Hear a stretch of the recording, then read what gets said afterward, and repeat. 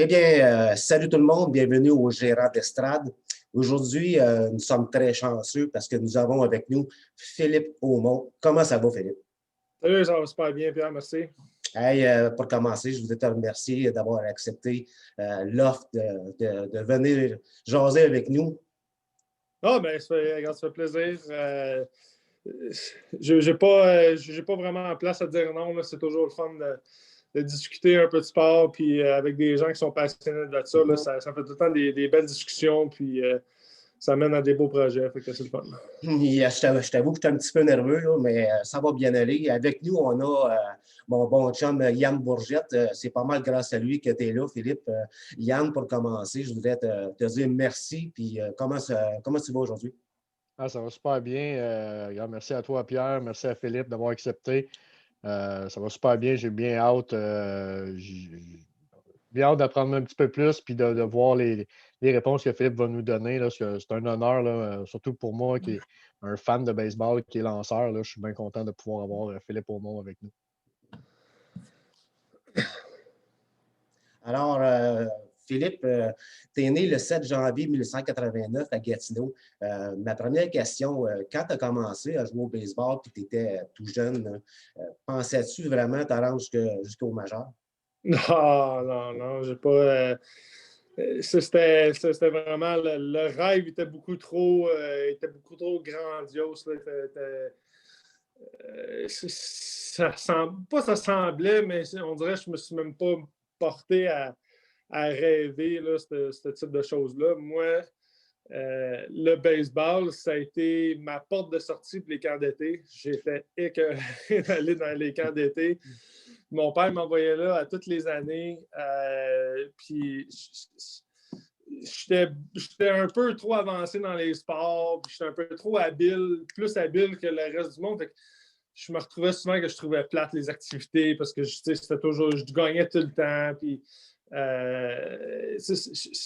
trouvais que comme je ne fitais plus là. Puis j'ai rencontré des amis où j'ai comme su ici et là qu'une couple de gars que j'allais à l'école avec au primaire, qu'eux s'inscrivaient au baseball. Puis je demandais à mon père, puis j'ai pu faire le switch. Là. OK, justement, tu parles du baseball mineur. T'as-tu commencé comme lanceur? Non, non, non. J'ai joué mes 3 premières années, j'étais chancante. J'étais chancante parce que, de un, j'avais un bon bras. Deux, j'étais capable quand j'avais un ballon dans le champ, là, j'avais pas de problème d'aller me positionner, j'avais pas de problème d'aller les chercher dans les gaps. J'étais capable de tout faire ça. Fait que le côté lanceur, il est venu à ma 4e année. Quand j'ai. En fait, c'est même pas moi qui l'ai demandé, c'est mon père. Je me lançais tout le temps avec mon père dans le cours. C'était mon catcher, ça a été mon catcher là, tout mon baseball amateur ici. Puis il est allé voir le coach, il dit hey, c'était Denis Labelle, notre coach dans ce temps-là. Puis il dit hey, Denis, il dit ça te tenterait-tu de donner une chance à mon jeune? Là? On se pratique, puis il va être bon lanceur.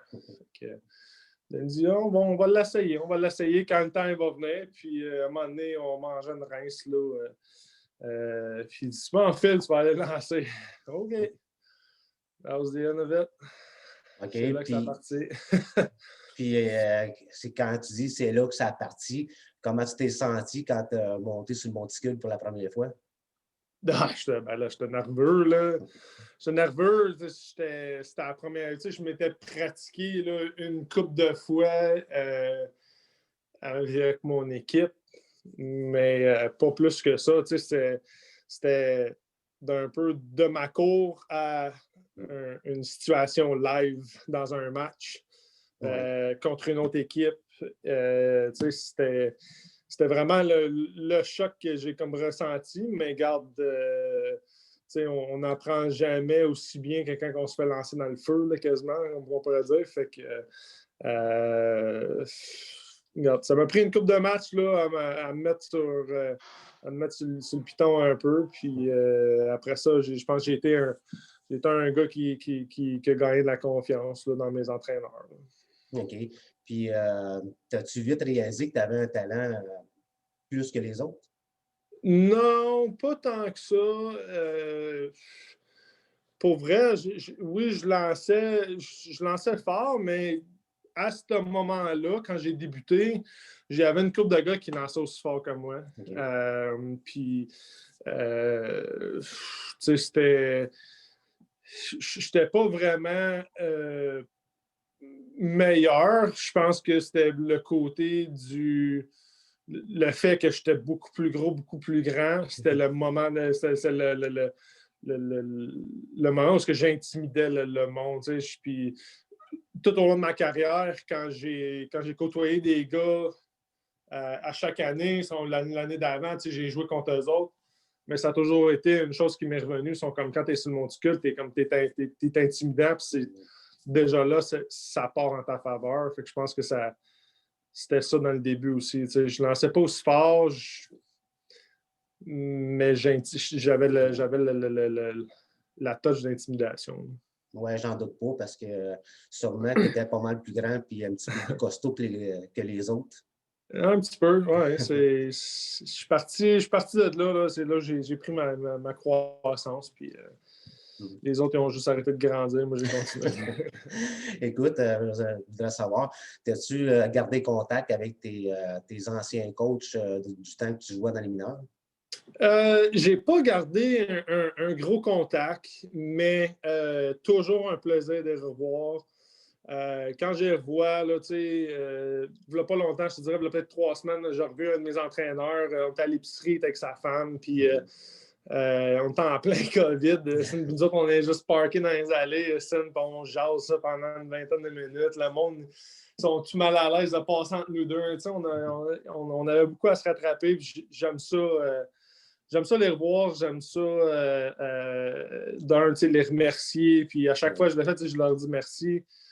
Puis juste de voir ce que les gens sont rendus. Je suis parti, j'avais aucune idée que tout ce processus-là, puis toute cette expérience-là, elle serait venue à moi. Mais dans le fond, quand je leur dis merci, c'est parce que comme d'un côté, s'ils ne m'auraient pas choisi, d'un autre, si j'aurais pas peut-être joué pour eux, j'aurais peut-être eu une histoire différente.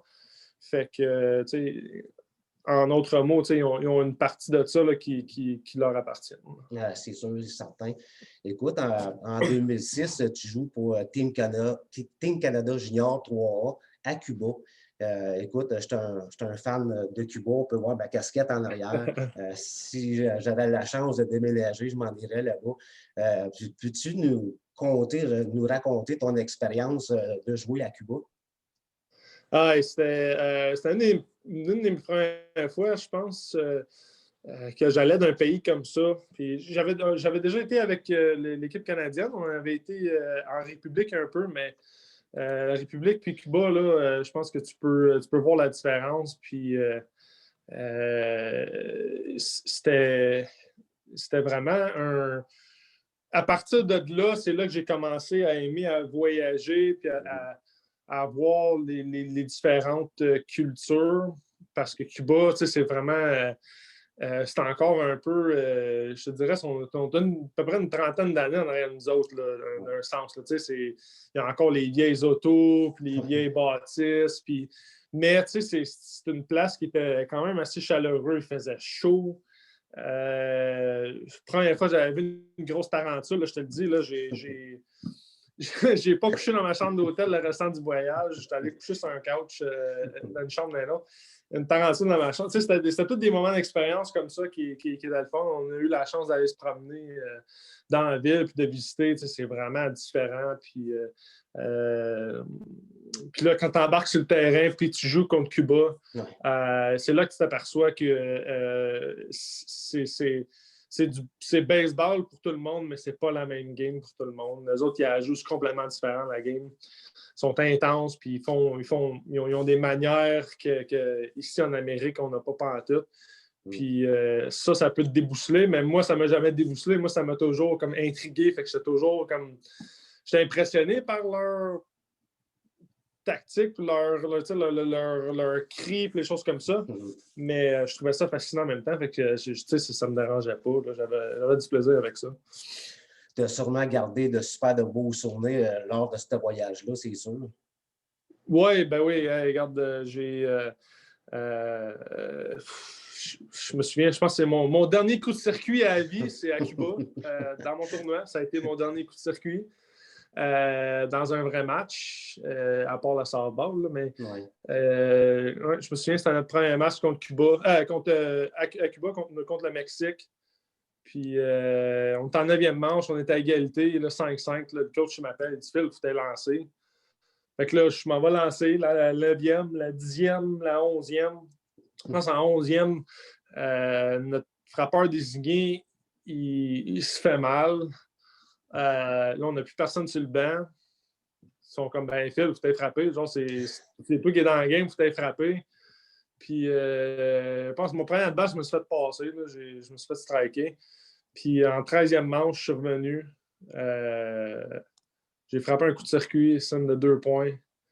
Je suis allé faire mal à la 13e manche pour gagner le match. Hey, wow!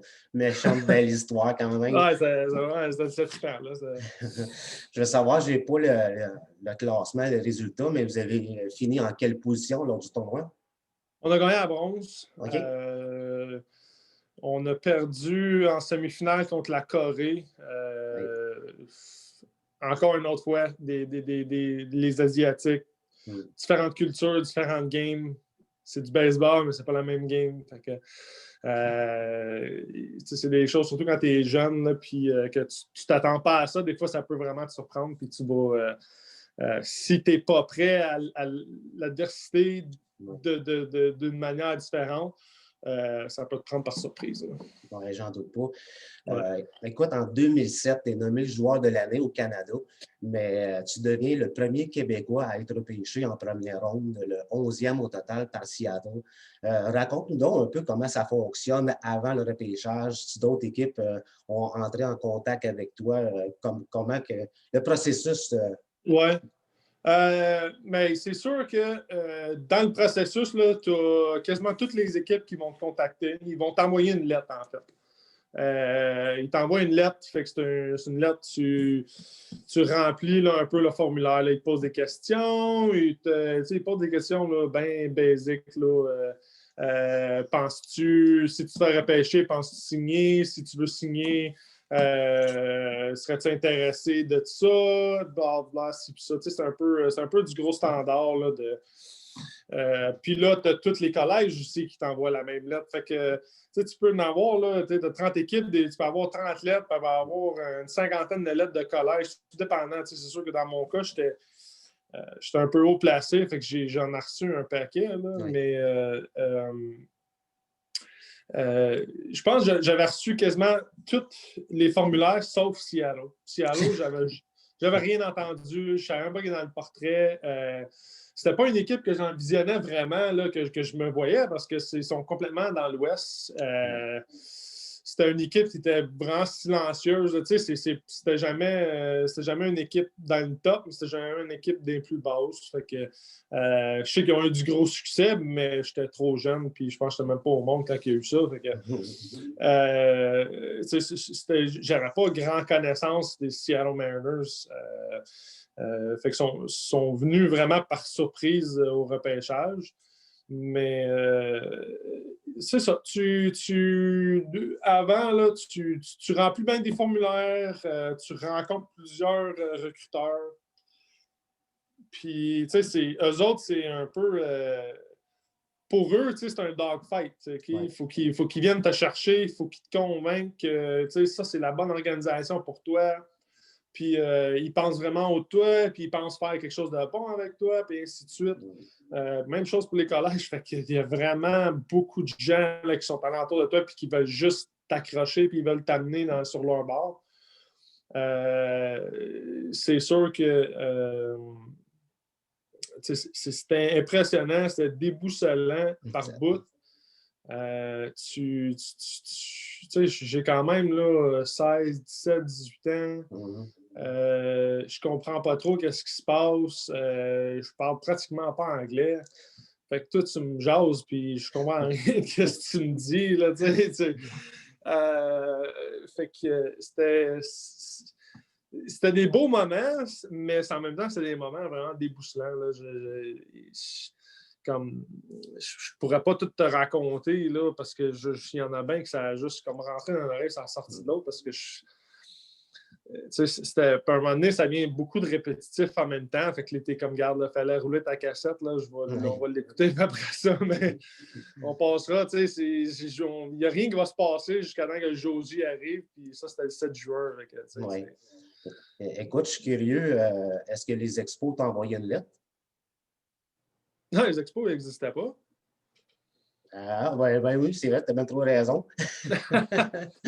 Mais non, c'est ça. Je jouais avec les ailes l'année qui sont partis. Fait que j'étais un petit peu. Je les ai manqués de pas grand-chose. OK, je vais reprendre ma question d'abord, vu que tu sais, j'étais un fan des Red Sox. Les Red Sox t'ont-tu envoyé une lettre? Oui, les Red Sox. Je me souviens encore, là. Je me souviens pas de son nom, là, vraiment, mais je me souviens que un des scouts là, au placé, là, il m'aimait beaucoup. J'ai joué à plusieurs reprises dans des tournois. Il était là, il était venu me voir, puis j'allais souper une couple de fois avec. Mais je pense qu'il repêchait les Red Sox. Je pense qu'il était 25-26e dans le repêchage. Fait que, t'aurais-tu aimé mieux être pêché par les Red Sox?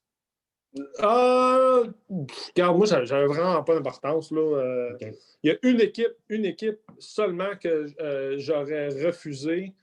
C'est les Rockies du Colorado. Okay. Parce que je me suis littéralement fait insulter. Là. J'ai pris l'avion, je suis allé faire un private workout avec les Rockies à Colorado, dans le stade. Okay. Fait que tous les cross-checkers, le directeur général il est là, tous les scouts sont là. Je suis littéralement dans le stade là, du Coors Field. Puis j'ai une vingtaine de scouts du Colorado qui sont là et qui me regardent. Puis je lance un bullpen là, dans l'enclos des lanceurs. Puis ça va super bien. Là. Je lance un bullpen, je lance des feux. Là. Je pense que je lançais 94, 96. Les gars étaient impressionnés. Puis ils étaient comme, wow, on a hâte. Ils sont comme... Puis là, on arrive dans le bureau du directeur général, puis on parle, puis c'est ça. Puis juste pas longtemps avant ce petit voyage-là, un article dans le Journal de Montréal avait sorti, puis comme quoi que mon enfance, là, je faisais des vols à main armée, je faisais en drogue, puis des affaires de ci, des affaires de ça, puis c'était tellement mal interprété. Oui, j'ai de la famille qui ont pris le mauvais chemin, mais tu sais, j'avais zéro rapport là-dedans. Mais ça avait tout été mixé, puis là, ça avait été traduit en anglais, puis là, c'était venu dans les mains à lui. Okay. Puis là, il me confronte avec ça. Il dit, tu sais, c'est un passé quand même rough, puis ça, là, on essaie d'y expliquer, tu sais, ouais. Puis je me souviens plus, mais là, à ce temps-là, j'ai mon agent de ce temps-là qui est avec moi, puis on discute, puis on essaie d'y expliquer, puis à la fin du meeting, il nous dit littéralement, il dit, j'ai de l'expérience un peu là, dans ce type de domaine-là, whatever. Il dit, du monde comme toi, il dit, ça ne changera jamais. Okay. Puis mon agent, je me souviens comme c'était hier, mon agent s'est levé, il m'a pogné le bras, il m'a levé, puis comme, il a commencé à dire toutes sortes de bêtises, puis on est parti. Puis ça s'engueulait dans les couloirs, puis là, je me souviens, le cross-checkers, les recruteurs aussi, ils m'avaient couru après dans le corridor, ils sont comme, on est vraiment désolé, il ne faut pas l'écouter, blablabla, comme on a vraiment, tu sais, des... Fait que c'était la seule et unique équipe, là, que s'ils me repêchaient, je leur disais non de reprendre le spot. Ben, disons que tu avais plusieurs raisons de refuser d'aller jouer pour les Rockies, on s'entend? Ouais, mais tu sais, je pense pas que c'est des choses à dire là, dans un meeting quand même assez juste standard. Là, en tout cas, si tu veux vraiment comme, mettre quelque chose, mais au moins des faits réels. Ouais. Fait que, Une dernière question sur le repêchage. Est-ce que les Blue Jays t'ont envoyé une lettre? ouais, les Blue Jays m'ont envoyé une lettre. Les Blue Jays, ils repêchaient 17e cette année-là. Fait qu'encore une fois, c'est sûr que ça, c'est l'équipe que je connaissais le plus, que j'avais le plus d'attachement, comme on pourrait dire. Mais ça n'en est pas venu à eux autres. Fait que j'ai pas eu le temps de me rendre là. OK. Le 16 décembre 2009, les Mariners t'échangent à Philadelphie. Comment on se sent quand on se fait échanger? Pour vrai, j'étais un peu déboussolé. Ouais. Je commençais à me sentir bien avec les Mariners, je commençais à connaître le personnel, je commençais à travailler avec des coachs qui étaient intéressants, puis que je trouvais que je m'en allais dans la bonne voie. Puis, tu sais, là, tu as une grosse échange, puis comme, tu sais, il faut comme tu recommences à zéro, puis, tu sais, c'est pas un... Comment je pourrais le dire? Tu sais, c'est pas une excuse, mais, tu sais, on a chacun notre personnalité, puis moi, ma personnalité, dans des choses comme ça, apprendre à connaître des nouveaux gens, je peux être intimidé, du sens que, comme tu sais, je vais être vraiment réservé à moi-même, puis ça va me prendre du temps à m'ouvrir, puis tu sais, faut que je fasse confiance, puis il faut que je sois à l'aise de pouvoir commencer à m'ouvrir puis à me sentir bien. Puis je trouvais que c'était genre, tu sais, je m'étais finalement ouvert un peu avec les Mariners. Puis là, paf, je retourne dans une organisation où je ne connais pas un joueur qui est là, je suis tout croche. Là, je me fais échanger pour Cliff Lee. Je connais l'ampleur. Je connais c'est qui Cliff Lee. Je connais l'ampleur. Puis là, je suis comme, my God, je vais arriver là, je vais me faire rincer. Là, je suis pas prête. Je sais que je suis pas prête à performer au niveau, dans les hauts niveaux. J'ai encore du temps à manger dans les rangs mineurs pour comme, vraiment genre mûrir. Puis quand je suis arrivé là, c'était comme OK, on met ça à fast track, puis t'es notre prochain. Puis c'est pour ça, j'étais comme wow, là, puis on l'a vu dans la première année, ils m'ont mis dans le 2A tout de suite. Comme partant, ça fait, j'étais releveur, il me remet partant dans le 2A. Ça va pas bien, il me rétrograde dans leur fort. C'était assez spécial, mais fait que, c'est ça. L'échange en tant que tel, là, me déboussolé, là, puis elle m'a pris par surprise. Là, je commençais à me faire des chums, des teammates là, où j'étais confortable, puis qu'on montait les échelons ensemble, puis là, mais c'est de recommencer sans nouveau. Oui, ça a dû être une épreuve assez difficile, mais ça a porté fruit parce qu'en 2012, tu joues ton premier match dans les majeurs. Comment on se sent là, quand on se fait présenter à la foule puis qu'on s'en va lentement vers le monticule? Puis comment on se sent? Là? Ça doit être un moment assez spécial dans ta vie. Oui, mais c'est next level. Là, pour vrai, c'est difficile à expliquer du sens que c'est tellement un feeling extraordinaire. Tu as tellement d'adrénaline. C'est irréel. J'avais tellement d'adrénaline dans le corps qu'on dirait que je sentais même pas mon corps. Genre, j'étais trop... on dirait que ça m'a juste emporté. Puis j'avais tellement peur genre, de me lever les yeux. Là, je regardais à terre, je regardais mon monticule, puis ça, c'était ma bulle. Puis comme je voulais tellement comme rester concentré, bien faire. Je voulais tellement pas me planter. Je voulais comme... C'était un moment assez stressant, là. mais le fun, tu sais, je la regarde en ce moment, puis je suis comme, tu sais, des fois, je me dis, Colin, j'aurais dû l'enjoyer un peu différemment, mais tu sais, in the moment, là, c'est stressful, puis t'as l'adrénaline dans le tapis.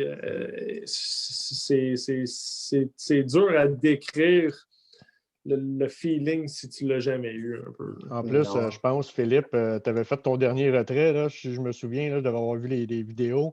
Je pense que tu étais arrivé, puis tu avais eu 2 roulants, un Crawlins avait pogné à l'arrêt-court, puis je pense que le troisième retrait, c'était une balle qui était frappée à toi, là, que tu as envoyé au premier là, pour faire le troisième retrait. Fait que tu es arrivé, ça a but, ça a été 1, 2, 3 quand même assez rapidement. Fait que le moment comme tu dis, l'enjoyer plus, il n'a peut-être pas eu parce que ça a été vite. T'sais. Sauf que quand tu es pitcher, tu veux pas que ça s'éternise quand tu es sur une butte non plus. Quand tu es pitcher, tu aimes ça quand c'est rapide, puis go, on passe à l'autre manche. Hein. Oui, non, mais c'est ça. C'est sûr que tu veux l'enjoyer, mais comme tu dis, là, tu veux que ça finisse vite. Tu veux avoir la première manche en de bord, tu veux pas que ça s'écoule, tu veux pas que ça parte en grosse boule de neige, puis que tu sois piqué à d'arrêter le momentum de l'autre bord. Puis c'est ça, tu sais, le dernier retrait, là, c'était comme un swinging bunt. Le gars, il fait une petite crotte en avant de moi. Je cours, je me penche. Je lance ça un peu sidearm. J'ai eu un beau jeu de Ryan Howard qui a piqué avant. J'ai fait un short hop un peu. Puis je me souviens, je me suis assis sur le banc, là, puis j'étais comme wow, OK, là, je suis comme ça, c'est malade comme feeling. Là. Puis les gars sont tous venus me voir par après, puis j'ai même une photo, là, je pense que je l'ai encore à quelque part, là. Mon catcher, Eric Kratz, que j'avais une très bonne relation, il vient me donner une grosse caresse, puis comme félicitations, mon homme, comme tu viens de la faire, ta première manche, puis t'es in the books, là, puis après ça, t'as le manager qui vient de dire OK, c'est bon, genre, regarde, félicitations, ta première manche est finie, on va arrêter ça là. T'es comme, my God, je peux relaxer un peu. T'as-tu gardé la balle comme souvenir? Oui, j'en ai encore une coupe de balles là, de mon premier match. J'ai une balle de mon premier sauvetage, j'ai la balle de ma première victoire. Quand tu fais ton début là, d'un majeur, il te donne la scorecard. Fait qu'il te donne la carte des joueurs avec des photos, il te fait un beau cadre. Puis la même chose quand tu as ta première victoire, là, il te donne la carte des joueurs que sur le banc là, avec une balle. Puis tout est authentifié, là, c'est vraiment sharp. Oui, j'en doute pas. Lui aussi a porté le chandail des Phillies qui ont une grande tradition de champions, qui ont gagné plusieurs séries mondiales. Ça doit être quelque chose de spécial de porter le chandail des Phillies. Oui, mais oui, c'est quand tu te le mets sur le dos, d'un mineur, là, tu as tout un jersey, puis mais pour une raison ou une autre, quand tu mets le jersey de l'équipe des majeurs, il est plus léger, il est meilleur, il est différent. Il n'est pas pareil. D'un mineur, il donne un jersey, puis c'est le même jersey à chaque année. Fait que ça fait peut-être littéralement 5000 fois qu'il se fait laver. Tu sais que ton jersey, il est brand new. Il est fait à ta taille. Il est tout customisé comme tu le veux. Il est snug, puis c'est pas le même feeling. Là. Puis tu sais que ton nom, il est brodé dans le dos, il n'est pas juste étampé. Tu le sens, genre, c'est juste un feeling. Tu le sens pas parce qu'il est là, mais tu le sens dans toi, là, comme, tu sais, ça, c'est mon jersey, puis comme, il n'y a personne d'autre qui l'a porté, c'est tatoué, c'est un feeling assez sharp. J'en doute pas. Écoute, en 2019, tu signes avec les Blue Jays, mais à cause de la COVID, il n'y a pas eu de baseball vraiment. Ça doit être frustrant pour toi. Oui, c'est sûr que j'étais vraiment motivé d'avoir signé avec les Blue Jays. Puis je trouvais que c'était une organisation que dans les dernières années, tu voyais qu'ils étaient motivés à faire les moves pour avoir une équipe compétitive. la division l'américaine de l'Est, là, avec les Yankees, les Red Sox, les Tampa Bay, c'est une division avec. Puis il y a Baltimore. C'est une division qui est extrêmement, extrêmement forte. Ouais. Puis tu voyais que les Jays, ils commençaient à ramasser les bons morceaux pour s'en aller. Puis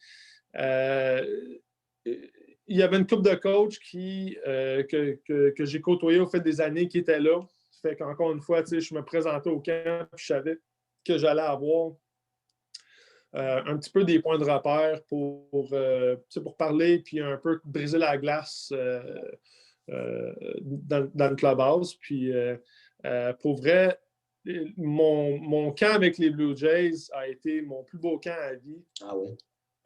J'ai vraiment trippé, j'ai adoré porter le bleu royal comme ça. C'était vraiment insane. C'est sûr que la COVID est arrivée, puis elle a mis un peu un arrêt à tout ça. Ça a enchaîné beaucoup d'autres décisions, puis ultimement mon départ. Mais c'est sûr que si la COVID n'aurait pas arrivé, je ne serais probablement pas là, dans la position que je suis en ce moment, ça c'est certain. Ouais, ça a été super le fun de te voir dans l'uniforme des Jays. Ça a été comme je ne trouve pas mon mot, mais tu n'as pas été repêché par les Expos parce qu'ils étaient partis, mais tu aurais peut-être réalisé un rêve de jouer quasiment à la maison. Oui, mais tu sais, il aurait fallu que quand même je la fasse l'équipe, il aurait fallu que je bûche extrêmement fort et que je performe un petit peu plus probablement que les attentes étaient là pour que je puisse me dénicher une place. Mais oui, avoir eu la chance là, de jouer à Toronto, puis je sais que c'est de chez nous, de Gatineau, c'est un 5 heures, 5 heures et demie de route. C'est au Canada. Je suis Canadien, fait que ça aurait pu être un moment spécial là, de porter cet uniforme-là puis d'apporter un bon fanbase qui est ici dans la région, peut-être les apporter plus ça, de regarder les matchs ou de venir directement à Toronto puis le voir. D'un côté, je suis peut-être content, ça m'aurait peut-être coûté cher de billets. Oui, c'est sûr. Pardon, mais je vais laisser la chance à Yann. Il y a sûrement 2-3 questions à te demander. Vas-y donc, mon ami Yann. Yes, parfait. Je veux savoir, Philippe, quand tu arrives sur la butte, lequel des frappeurs que tu savais que c'était un peu ta bête noire, que tu ne voulais pas affronter, chaque fois, tu savais que peut-être tu pouvais perdre cette balle-là, puis elle pouvait aller loin.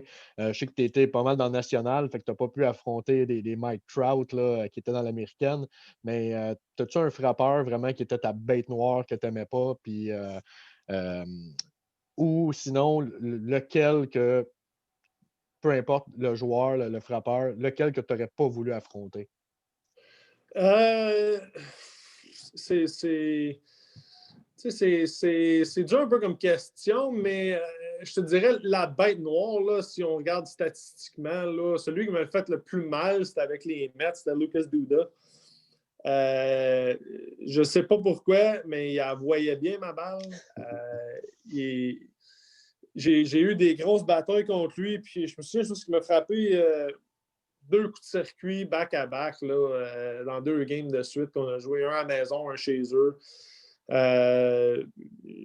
J'avais juste de la misère à le retirer. Là, Lucas Duda, il est où en ce moment? J'ai aucune idée. Là, ça fait une éternité que je n'ai pas entendu son nom. Mais j'ai affronté Giancarlo Stanton. Je l'ai striké, là, je l'ai passé en mitaine, mais il est immense, ce gars-là. Là. Moi, je suis gros sur le monticule, mais lui, il est immense dans la boîte. Des gars de même, j'ai eu la chance d'affronter Jason Giambi, une autre pièce d'homme qui est vraiment... c'est des gars, puis tu le sais, puis juste par leur présence dans la boîte de frappeurs, tu le sais que ça ne sera pas facile. Tu le sais que le gars il a de l'expérience, puis que Il y en a déjà vu des gars comme toi, puis il n'y a peut-être pas d'expérience en fait contre toi, mais tu sais qu'il va. Un qui m'a impressionné aussi, c'était Joey Votto. Je l'ai affronté à plusieurs reprises, puis je lançais là, des balles là, sur le coin extérieur, là, je te dis 1 pouce là, en dehors de la plate. Puis l'arbitre, il ne te le donne pas, ça. Puis c'est correct, c'est pas seulement. Mais Colin, il savait lui aussi. Il la voyait s'en venir, là, puis il faisait juste à regarder, puis il ne bougeait pas.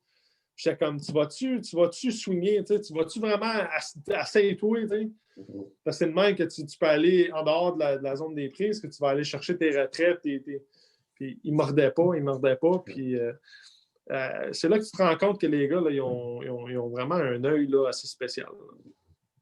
Puis je veux savoir aussi, vous n'avez pas beaucoup de Québécois dans le baseball majeur. Oui, il y a eu il y a eu Derek, il y a eu Denis avant vous autres, mais je pense que tu étais dans la période un peu Éric Gagné, que je pense peut-être arrêté un petit peu, je ne sais pas si tu venais d'être drafté ou je pense 1 an ou 2 après, mais à vous jaser, toi, Éric, Russell, vu que vous étiez comme les rares Québécois à être dans le gros monde-là de la MLB, avez-vous vous parliez-vous entre vous autres, les Québécois, même si vous n'étiez pas dans les mêmes équipes? Non, mais c'est sûr que ces gars-là, ils étaient. Moi, j'étais beaucoup plus jeune qu'eux autres. Là, fait que, eux autres, ils étaient établis. Quand je me suis fait repêcher, je pense que ça a été la dernière année à Eric là, qui a joué quand il a joué à Boston. Je ne sais pas, il a fini à Boston ou il a fini au Texas? Je pense qu'il est fini au Une Texas. des deux, là, je ne me souviens plus. Puis, c'était dans. Mais je ne le connaissais pas, Eric. Ross, je pense que je l'avais rencontré une fois. Mais tu sais, j'ai rencontré quand on allait au banquet de l'équipe Canada là, à Toronto. Puis, quand ces gars-là sont là, tu peux leur parler un peu, mais tu ne fais pas vraiment une. C'est pas, comme je te dis, moi, j'étais vraiment timide un peu là, avec ces gars-là. Fait que j'avais pas vraiment formé de friendship avec eux autres. Puis. Mais plus tard, j'ai eu des amis qui côtoyaient eux autres. Puis là, j'ai comme rentré un peu dans le cercle, puis j'ai commencé à les côtoyer, mais c'était plus vers la fin de ma carrière. Dernière petite question, j'aurais pour toi, Philippe. Est-ce que tu as déconnecté au complet du baseball? Des fois, tu regardes encore ça. Puis si oui, en 2020, 2021, aujourd'hui, y a-t-il un joueur que tu fais wow? On s'entend que je vois beaucoup, c'est des pièces d'hommes. Si tu regardes des Lewis Robert, Aroldis Chapman, on dirait que la génération d'aujourd'hui au baseball, c'est juste fou. Les gars, ils passent leur temps dans les gyms. On dirait que c'est complètement différent. Y a-t-il un joueur aujourd'hui que tu pourrais te dire comme wow, ça c'est dans tous les aspects du jeu, n'importe quoi. Si toi, tu serais un enfant, tu dirais wow, ce gars-là, là, c'est un modèle. C'est une bonne question. C'est sûr que là, on peut s'acharner un peu sur, mettons, sur un Mike Trout, un Bryce Harper. J'ai pas vraiment un joueur parce que c'est. Oui, j'ai décroché un peu, là, surtout cette année. J'ai suivi ça un peu de loin, un peu de près de temps en temps. J'ai regardé les séries mondiales. C'était plus ça qui m'intéressait parce que là, je le sais comment ça fonctionne pendant une saison. Là, c'est la grosse répétition. Puis les gars, ils ne jouent pas pareil. Puis ils ne jouent pas avec la même intensité. Mais en fait, de joueurs que tu voudrais mouler, c'est une bonne question. Je pense que je n'ai pas resté assez connecté pour voir. Ils ne nous montrent pas tout à la télévision, puis même sur les réseaux sociaux, puis les choses comme ça, ils ne nous montrent pas. Puis ça ne veut pas dire qu'un gars, là, comme je te dis, mettons Bryce, là, mais je sais que Bryce travaille fort parce que je l'ai entendu parler. Je sais que Bryce, c'est un gars qui met son temps, qui met son effort, puis qui se concentre. C'est sûr que Aroldis Chapman, ce gars-là, je l'ai vu en vrai. Puis j'en croyais pas mes yeux comment que genre ses biceps étaient immenses. Puis moi, je me suis fait dire toute ma carrière, genre tu peux pas avoir des gros biceps, tu peux pas avoir des grosses épaules, tu peux pas avoir un gros chest. un peu musclés, puis bien formés, puis tout. Puis, mais c'est ça. Les gars sont rendus dans le gym. Ils bûchent dans le gym, c'est fou. Mais avec des techniques différentes, il y a beaucoup d'étirements, il y a beaucoup de flexibilité. Fait que c'est sûr qu'un gars comme Chapman, c'est ça qu'il dit, il est gros, il est immense, mais il est ultra flexible. Genre, tu peux faire des tours avec ses bras autour de lui. Genre, puis, fait que c'est... Te dire un nom en tant que tel, je serais pas capable de te le dire, mais c'est sûr que regarde, dans chaque équipe, les meilleurs qui sont dans les équipes, là, c'est les meilleurs pour une raison. Puis c'est vraiment pas compliqué parce que c'est les gars qui ont une vision, c'est les gars qui ont une éthique de travail, c'est les gars qui ont la détermination d'être les meilleurs. Puis c'est vraiment pas compliqué. C'est leur éthique de travail puis leur dedication qui les mène à ça. Ton talent, il va t'amener jusqu'à un certain point. Mais à un moment donné, tu arrives dans un bateau, puis tout le monde est pareil comme toi, tout le monde a le même talent. Tout le monde est capable d'attraper une balle, à lancer fort, c'est ça. Qui est willing d'aller au next step, puis d'en faire plus pour avoir le edge sur l'autre gars? Fait que, tu sais, tu as une équipe préférée, mais ton équipe préférée, il y a un gars dans cette équipe-là, genre que c'est un des meilleurs, whatever, c'est parce que tu sais qu'il met le temps. Merci. Philippe, sur ma page Facebook, j'ai un ami, Joël Lepage, qui veut te demander une question. Oui. Ça y va comme ça. Là. Si ta carrière est vraiment terminée ou il est possible que tu reviennes dans la ligne Can-Am? Non. Revenir dans la Ligue Can-Am, non. Revenir dans le baseball majeur, non. La seule et unique place où je vais renfiler mes crampons, c'est avec l'équipe Canada. Puis aller compétitionner internationalement. J'ai toujours eu le sentiment de fierté, puis ça m'a toujours motivé d'enfiler cet uniforme-là. C'est la seule place que j'ai de la misère à dire non, j'y retourne plus. Je sais que les Jeux olympiques s'en viennent. Je rentre en un extrêmement gros conflit d'intérêts avec ma nouvelle entreprise qui est dans l'agriculture. Je vais être en pleine saison d'agriculture, puis ça se peut qu'il y ait les Jeux olympiques. Mais à part de ça, j'ai pas l'intention de retourner dans la Ligue Can-Am. Si je retourne dans la Ligue Can-Am, c'est parce que je dois me préparer pour aller aux Jeux olympiques. J'en ai déjà discuté avec Ottawa. Le coach m'a contacté et j'ai dit, garde, je peux pas faire le commitment d'être là pendant une saison, mais je suis comme, si tu me donnes la permission et tu me laisses le faire, je vais venir lancer des matchs en préparation de Jeux olympiques. Puis tu feras bien la pub que tu veux, puis les activités que tu veux, ça ne me dérange pas. Moi, ça va être une préparation. Okay. On aimerait bien ça, te revoir avec le chandail du Canada, ça c'est certain. Ah, mais gars, hey, j'en ai des boîtes personne ici, là. C'est les plus beaux moments de ma carrière que je trouve, là. J'ai voyagé le monde entier. J'étais allé quasiment à tous les continents dans le monde. Puis grâce à ça, j'ai l'esprit ouvert, j'ai la vision de créer un petit bonheur là, avec un peu de tout partout ce que j'ai acquis. Puis on le sait tous que la planète est comme un peu déboussolée en ce moment. Puis on a besoin de mettre de l'effort un peu sur ce côté-là là, pour que les choses aillent mieux. Là. Une chose est sûre, Philippe, si tu décides d'aller jouer pour l'équipe Canada, je pense que tout le Québec au complet va être derrière toi pour t'encourager.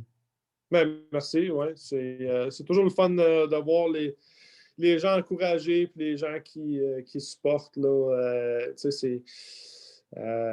C'est pas toujours facile, puis on n'a pas toujours ce qu'on a dans ces compétitions-là. Il faut aller travailler fort. Puis, regarde, j'en ai fait des compétitions. Je suis revenu avec quelques médailles. J'ai une médaille d'or, j'ai une médaille de bronze, j'ai une médaille d'argent.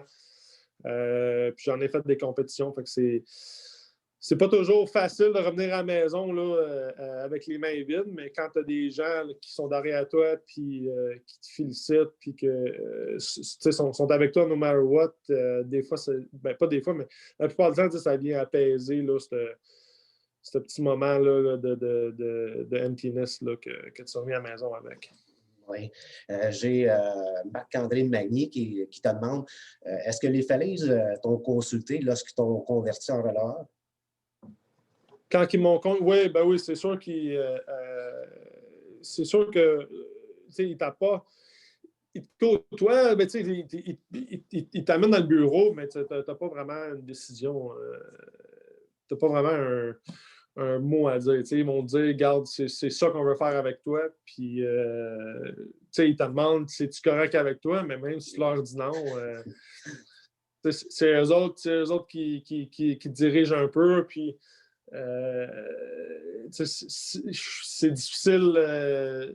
Des fois, c'est difficile à prendre. J'en ai vu sur plusieurs autres joueurs que c'est pas tout le temps dans leur intérêt.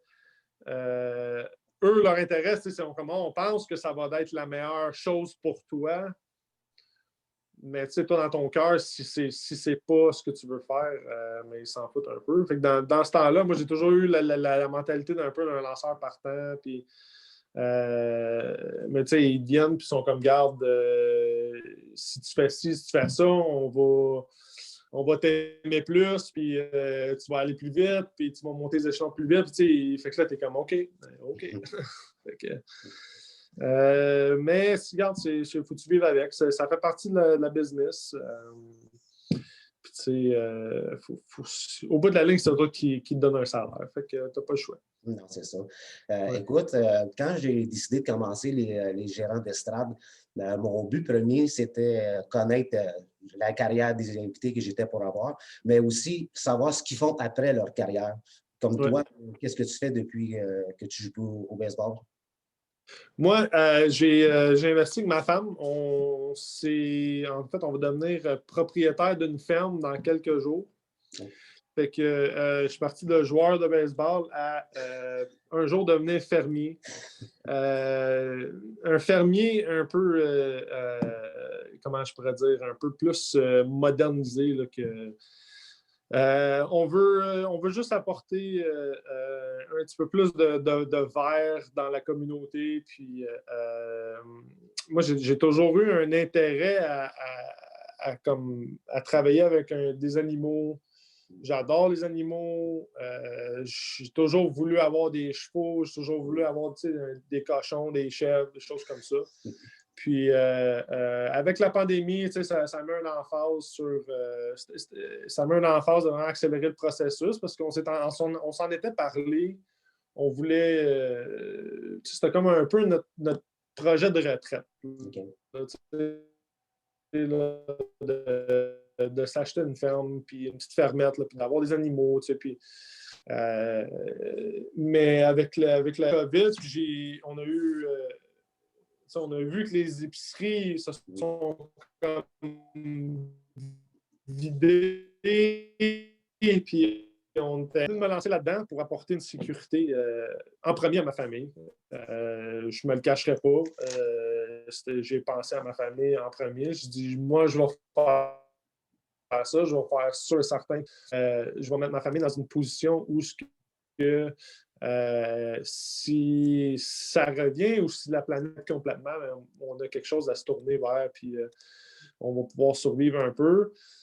Puis l'autre côté, l'autre moitié, c'est un peu notre projet de retraite qui s'est accéléré. Fait que, on s'arrête une ferme de 220 acres. J'ai à peu près une cinquantaine d'acres cultivables là, en champ. J'ai quasiment 6000 pieds carrés de serre que je vais opérer cette année. On va faire pousser des variétés de tomates, des variétés de concombres, des haricots grimpantes, de la salade, des piments. un peu de tout, qu'est-ce qu'on peut faire pousser au Québec, là, je vais le faire. Puis on a des projets, là, on a un poulailler avec quelques poules pondeuses en ce moment, mais là, j'en ai juste pas assez. Là. Le monde sont fous raides, là. Ils veulent tout acheter des œufs de ferme. Puis j'ai l'intention de me lancer. J'aimerais ça dans le futur rapproché d'avoir des cochons. Puis ça fait que je vais faire l'élevage de cochons pour la viande. Puis ça l'apporte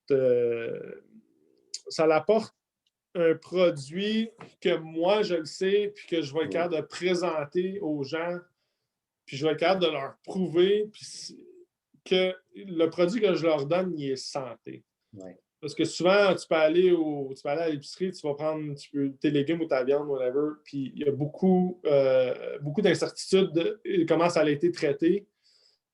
Il y a beaucoup d'études qui démontrent qu'il y a certaines industries qui causent plus de dommages que d'autres, soit à la vie de l'animal ou aux consommateurs.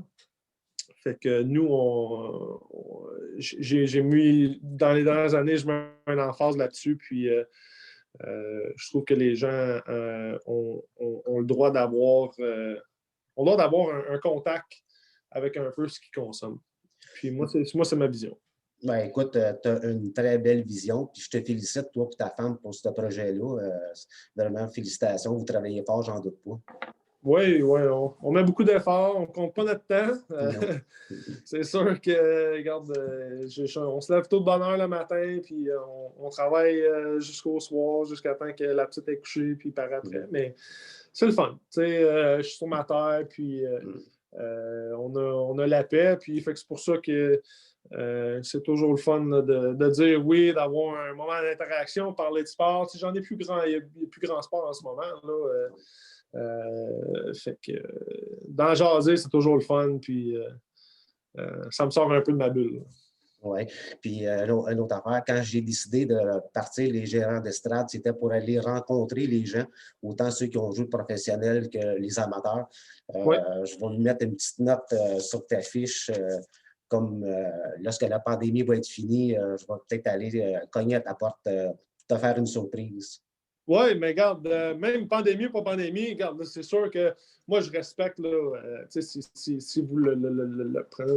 Mais pandémie ou pas pandémie, nous, on va avoir un kiosque sur la ferme. Fait que on va être un service essentiel. Fait que si jamais tu as le goût de venir jaser, mais si ça peut être ton excuse là, que je suis quand même un service essentiel, puis tu peux venir, puis il n'y a pas personne qui va te taper ses doigts. Ben, écoute, c'est sûr que je vais y aller, puis je vais inviter mon ami Yann à se joindre à moi, ça c'est certain. Yann, acceptes-tu mon offre? Ben oui, certain. En plus, j'avais parlé à Philippe l'année passée, puis il m'avait dit oui, passe. Puis finalement, j'étais avec le camion du travail. Fait que je n'avais pas été, mais oui, ça va être mes projets. Surtout, ça se fait super bien Gatineau, puis on va aller encourager local, puis en profiter, faire signer une petite balle en même temps à mon ami Philippe. Parfait. Écoute, Philippe, j'ai une dernière question à te demander pour aujourd'hui. Les expos, tantôt, on en a parlé un petit peu. Crois-tu au retour des expos? Je crois au retour des expos. Je pense qu'il y a vraiment un beau mouvement. Il y a des investisseurs extrêmement sérieux. Ils ont déboursé de l'argent, ils ont mis du temps et de l'effort pour les ramener. La seule chose, puis je suis franc par rapport à ça, puis je le dis toujours, je ne sais pas si Montréal est prêt pour ça. Et je m'explique d'un sens où on le voit un peu avec les Canadiens de Montréal, où ça va super bien, puis les gens supportent. Quand ça va moins bien, ils décrochent. Puis qu'est-ce qui va être difficile dans ça, c'est que le baseball, c'est à tous les jours. C'est pas comme le hockey. Le hockey, c'est une soirée ou deux par semaine. C'est une activité qui est chérante, mais comme je te dis, ça peut être une fois ou 2 semaines max. Puis tu peux y aller une fois. Puis le baseball, c'est à tous les jours. Tu peux avoir une série de 10 jours à la maison. Il faut que tu remplisses ton stade 10 jours d'affilée. Puis c'est juste je pense qu'il va y avoir un gros mouvement au début. C'est juste quand tu pars une nouvelle franchise, tu n'auras pas une équipe de championnat tout de suite. C'est pas garanti. Il y a pas comme fait c'est un travail qui est comme pas à long terme, mais comme c'est du développement. Faut que tu redéveloppes ton système de mineurs. Faut que tu développes tes gars pour les amener. Faut que tu. Fait que je le souhaite extrêmement. Puis, si les expos reviennent, je pense que ça va amener un gros mouvement de baseball dans la région de Québec, du Québec, puis un peu des alentours. Mais la chose qui me fait peur, c'est ça. C'est que ça allait un gros high. Oui. Puis là, quand ils vont voir, genre, une année ou deux, garde, on n'est pas capable de faire play-off, on n'est même pas proche. Oui. Puis on va retourner à des stades de 2-3 000, à des hot dogs à 25 cents parce qu'on va attirer le monde, puis des choses comme ça. C'est ma seule et unique vision par rapport à ça. Mais ça, il ne faut pas s'en faire avec ça. Je pense qu'ils ont les bonnes personnes derrière le projet, des gens extrêmement impliqués puis déterminés à les apporter. Ils essaient de faire des moitiés-moitiés avec Tampa Bay. Ouais. Ils essaient toutes sortes de choses. Là. Fait que, regarde, ça va être juste à la population, à les partisans, de vraiment prouver à la Ligue puis prouver aux investisseurs que leur investissement, c'est pas juste un flop, ça sera pas juste un high pendant quelques années. Ça va être peut-être un mouvement constant, mais ça va être, ils vont être là pour rester, puis ils vont avoir du support. Là. Écoute, c'est une excellente réponse, Philippe. Écoute, on pourrait jaser encore 1 heure, 2 heures. Ouais. Écoute, j'avais d'autres questions, mais on se fera peut-être une autre entrevue plus tard cet hiver. Je tiens vraiment de tout mon cœur à te remercier. Tu es super gentil de m'avoir accordé du temps au gérant d'estrade. Ouais, mais ça fait plaisir. Merci. Merci de m'apporter plein de beaux souvenirs comme ça. C'est vraiment le fun. Puis j'adore ça. J'adore de parler de sport. Puis parler. Ça n'a même pas besoin d'être rapport avec moi. C'est des expériences. Puis toutes sortes de choses qui nous appellent, qui nous appellent à des beaux souvenirs ou à des beaux moments. Là, c'est vraiment le fun. Fait que merci de m'avoir invité. Puis espérons qu'on peut se rencontrer en vraie vie là, si jamais les circonstances nous le permettent. Oui, ça, c'est sûr et certain. Écoute, ça fait pas longtemps que je fais des entrevues, puis quand que je suis proche de peser sur le piton au stop, puis ça ne te tente pas, ça veut dire que c'était réussi. Ouais, mais regarde, moi, ça ne me dérange pas. On peut se donner rendez-vous une autre fois là, quand tu vas avoir un petit trou, puis on discutera plein d'autres choses. Si tu fais une autre liste de questions par rapport au baseball, puis Yann aussi, si vous en avez, n'hésitez pas. Regarde, je vais essayer de me faire un petit trou. C'est sûr que mon horaire s'en vient un peu chargé, là, mais j'adore donner de mon temps, là, puis de parler des expériences. Je trouve que c'est le fun. Encore un gros merci à toi, Phil. Un plaisir, boys. Juste avant de quitter, je dois remercier mes commanditaires qui sont là pour me donner un coup de main. Voyage sportif MB de Martin Beauregard. Radio Rétro Souvenir, mon chum Eric qui est animateur là-bas. Il est en vacances bien mérité. Création Artisan Pierre Primo, mon chum Pierre fait du très bon travail. Multisport avec Mac-Éric Sirois, qui est un bon commanditaire pour mon pool NFL. Puis mon chum Stéphane Sivigny, Taxi Venise de Valleyfield. Hey, Philippe, je te remercie. All right. Yann, je te remercie. Ça fait plaisir, mon Pierre. C'est moi qui te remercie d'avoir été là avec toi et Philippe. Là-dessus, bien, les gérants d'estrade vous disent bon hockey, bon football la semaine prochaine. Il va y avoir des chroniques qui s'en viennent la semaine prochaine sur la NFL. Là-dessus, mais je vous dis salut tout le monde.